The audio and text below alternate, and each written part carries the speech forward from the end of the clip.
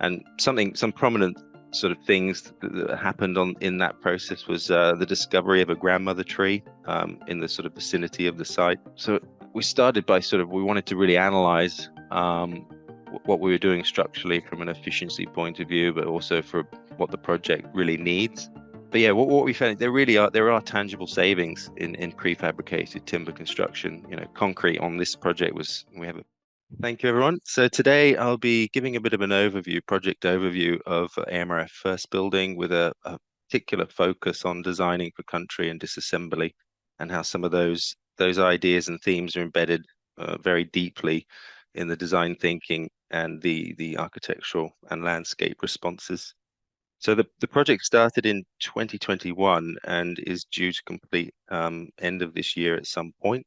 So it's been a 3-year journey with a lot of learnings, a lot of great processes, and something very different to what I've been part of before. So I'm just going to touch briefly on some of those things with a focus on the country and disassembly element.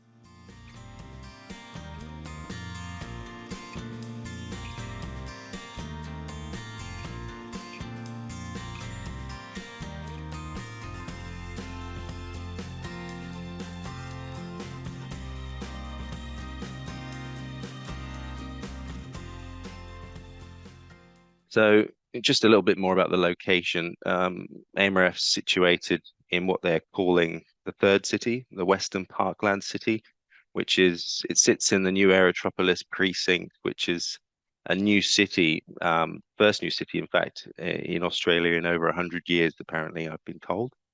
And it's the Aerotropolis is the new city that's called Bradfield, which is going to sort of start building out around the new airport that's under construction out there. So the project is an advanced manufacturing and research facility.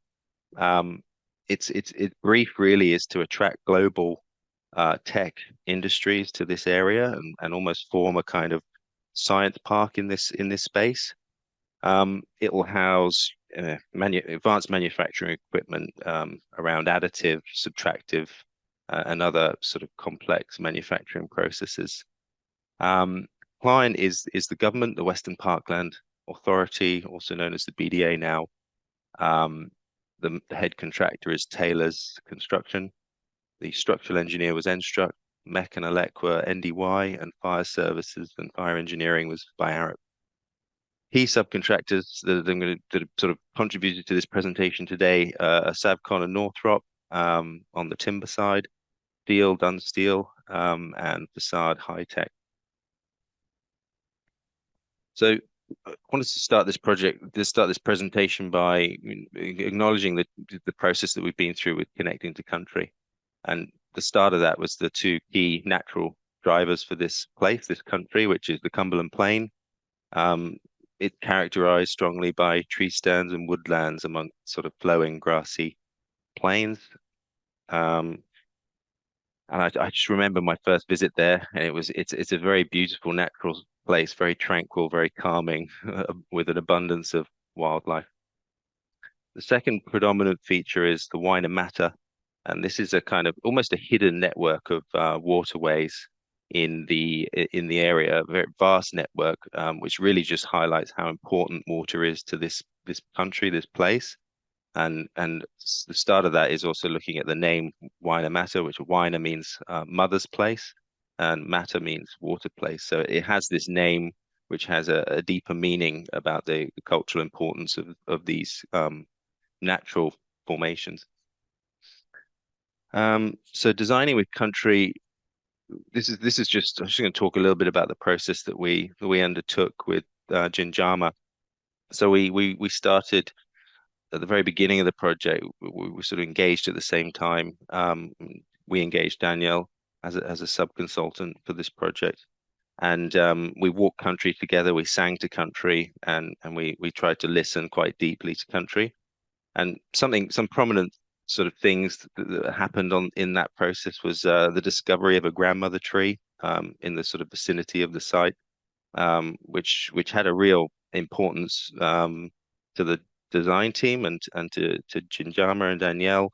There was a face visible in the tree. It was about this kind of sense of collective well-being, and looking after that tree was very important, and understanding what it was doing collectively for this area.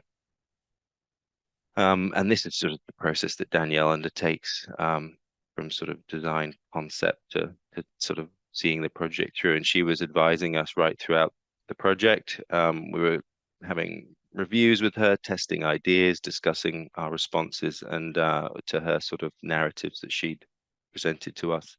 A little bit about the program. So yeah, the program is 1,400 square meters of workplace. That'll house sort of the operational team, AMRF operational team for the manufacturing hall, the researchers and equipment workers. And there's a mezzanine above this level and a viewing platform on the roof. I haven't showed a floor plan for those, but it's essentially a workplace for different tech groups to come in, maybe project by project based, and come in and use the facility for specific projects. Central spine, I've gone through that, and then the manufacturing hall, which is 1,000 square meters of equipment, robotics, and other things. So now moving into the roof design.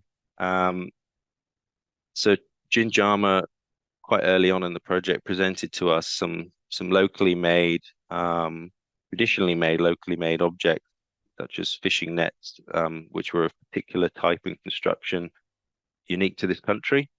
And that sort of formed the basis of our exploration around some of the structural expression of the roof structure, looking at how we might weave and layer the structure, creating and looking at like the mechanical fixings and the nodes similar to the nets and how they might be bound together. So yeah, that's the formation of the structural system, which is a grillage. And it behaves much like a net, forming a plane and spreading and distributing loads quite very evenly, actually.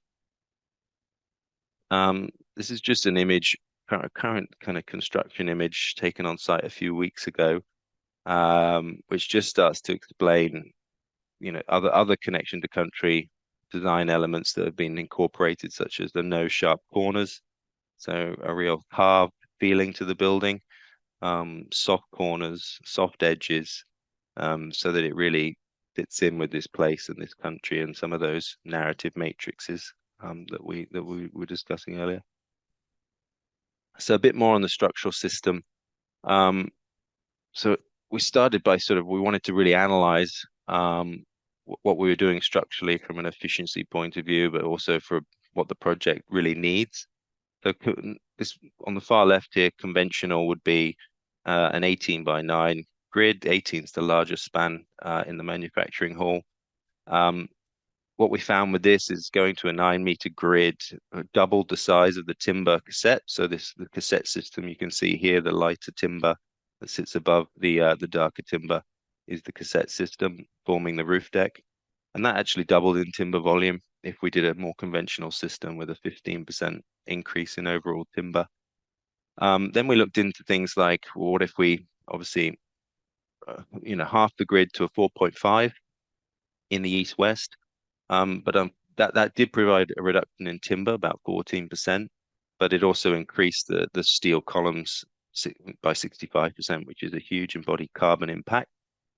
And it also reduced the flexibility of the floor plan for the manufacturing equipment, which the client really wasn't happy about, because they wanted to provide that maximum flexibility, and the equipment goes in between those structural bays, and it reduced floor area quite drastically.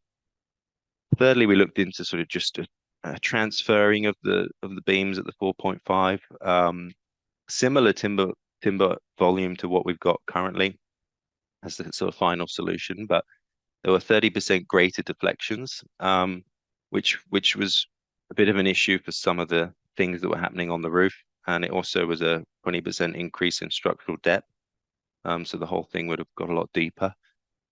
So where we ended up was this grillage, which is quite unique, and it was responding very, very closely to the ideas of the woven net and but it also had some very practical benefits, such as those evenly distributed loads and forces, and providing that 30% reduction in deflections and a reduced overall structural depth because of that. So it was a very interesting to see the results coming out of that structural testing and that engineering, that it was forming this very rigid plane and providing quite a lot of benefit in terms of deflections. So a bit now just about the construction time. We think that something that we're dealing with, we're trying to kind of position or create a position on construction time and the savings that need to start being reflected in construction programs and tenders more accurately. We have found with a lot of timber projects in our office that quite early on, costing of timber is scaring people quite a bit, but it's pretty inaccurate at the moment, and there are very few QSs around that have that ability to experience and ability to accurately cost these types of projects. But yeah, what we found, there are tangible savings in prefabricated timber construction. Concrete on this project we have a in ground, and the plinth is 16 weeks, and then steel was 2 weeks, the columns, with a bit of bracing. And the timber was 4 weeks. So there are huge savings in terms of getting the structures up very quickly that aren't being factored in properly to the tenders, which is causing some problems, I think.